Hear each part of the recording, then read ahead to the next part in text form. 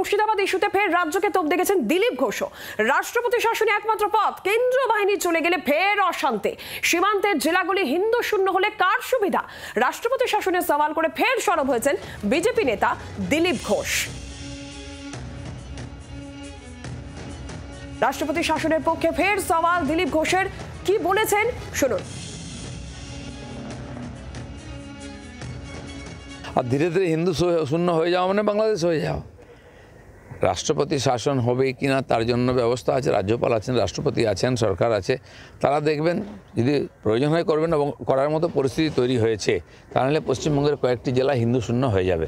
এবং রাজনীতির লাভটা, নির্বাচনের এই লাভ রাজনীতি, সেটা মমতা ব্যানার্জি নেবেন, কারণ ওখানে একচেটিয়া কয়েকটা জেলা জিতে উনি সরকারে আসতে চাইছেন। রাষ্ট্রপতি শাসনের পক্ষে সওয়াল করছেন রাজ্যকে যেখানে তোপ দেখেছেন দিলীপ ঘোষ। পাশাপাশি তিনি এটাও প্রশ্ন করছেন যে সীমান্তের জেলাগুলো হিন্দু শূন্য হলে কার সুবিধা হবে? শুনুন কি বলেছেন। হিন্দু শূন্য তো প্রায় হয়ে এসছে সীমান্ত জেলাগুলো। প্রশাসন এত নির্বিবেক বা অমানবিক, এর জন্য কোনো সামান্য সমবেদনাও নেই।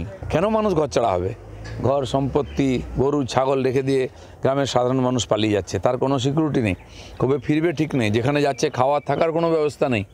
এটা কী ধরনের হতে পারে? এটা কি ইসরায়েল হয়ে গেল, সিরিয়া হয়ে গেল নাকি? আর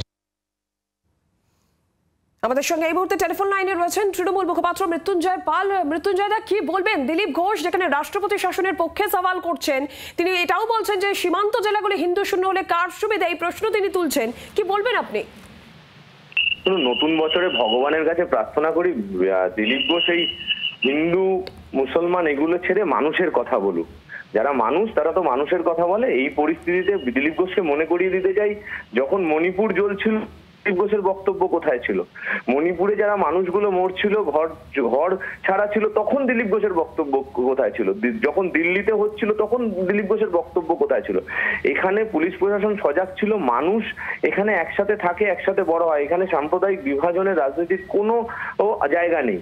আমরা বিভিন্ন রিপোর্ট পেয়েছি, আপনারাও সংবাদ মাধ্যমে দেখিয়েছেন যে বর্ডার সিকিউরিটি ফোর্স যাদের নিয়ন্ত্রণে থাকে বর্ডারের সুরক্ষা দেওয়া, সেখানে বর্ডার পেরিয়েও অনেকে আসার খবর পাওয়া গেছে।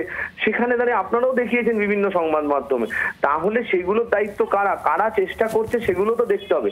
দিলীপ ঘোষদের একমাত্র কারণ যে দিলীপ ঘোষরা চায় এই বাংলায় অশান্তি জিয়ে রাখতে, এই বাংলা শান্ত থাকুক। দিলীপ ঘোষরা চায় না, তারা চায় যে সাম্প্রদায়িক বিভাজনের রাজনীতি, এবং শুধুমাত্র বাংলায় ভাবছে যে এই পরিস্থিতি সৃষ্টি করে যাতে এদের রাজনৈতিক লাভ সৃষ্টি হয়। কিন্তু বাংলার মানুষ সজাগ আছে, বাংলার প্রশাসন সজাগ আছে। আমাদের মুখ্যমন্ত্রী বারবার বলছেন যে প্রোটেস্ট থাকতেই পারে, আপনারা করতেই পারেন, কিন্তু যারা যা করবেন সেটা শান্তিপূর্ণ গণতান্ত্রিক প্রক্রিয়ার মাধ্যমে।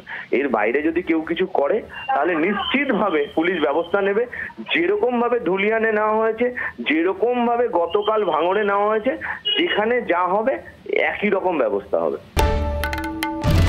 বাংলার আওয়াজ, বাঙালির আবেগ, জি 24 ঘন্টা।